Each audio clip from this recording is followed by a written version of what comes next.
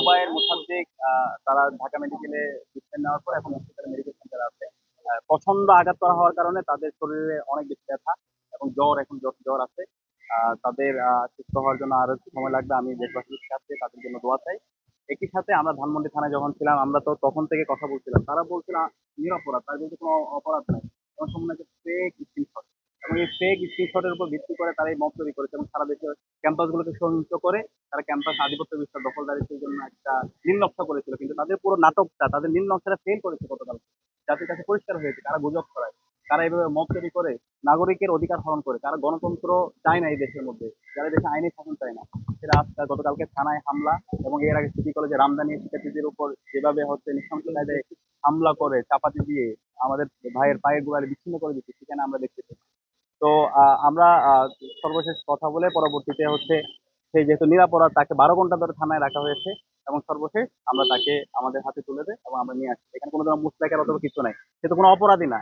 তো এখন রাষ্ট্রকে এটার জন্য ক্ষমা চাইতে হবে এবং পুলিশ প্রশাসনকে ক্ষমা চাইতে হবে। এই পুলিশ প্রশাসনের নীরবতার কারণে কিন্তু গতকালকে তারা এইভাবে নৃশংস কাজে হামলা করতে পারছে।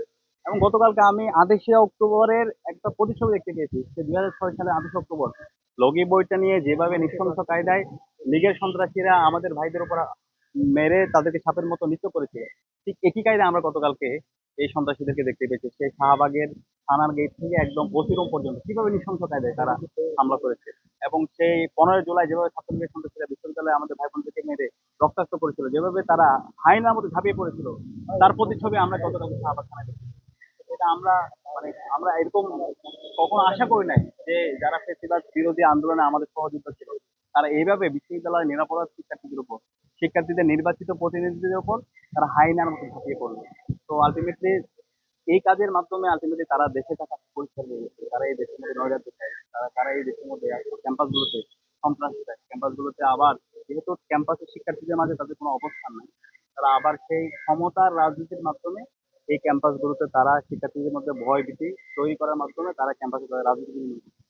তো আমরা এটা দৃঢ় কণ্ঠে বলছি, ক্যাম্পাসের মধ্যে এই ধরনের সৃষ্টিবাদী কাঠামোর মাধ্যমে কেউ রাজনীতি করবে, কেউ এই যে হকি স্টিক স্টাম সিরিজ দিয়ে ভয় দেখিয়ে ফল দখল করবে, আধিপত্য বিস্তার করবে, সেটা আমরা বেঁচে থাকতে হবে না। সেটা যদি করতে চাই তাহলে আমাদের রক্তের উপর দিয়ে করতে হবে, আমাদের জীবনের উপর দিয়ে করতে হবে।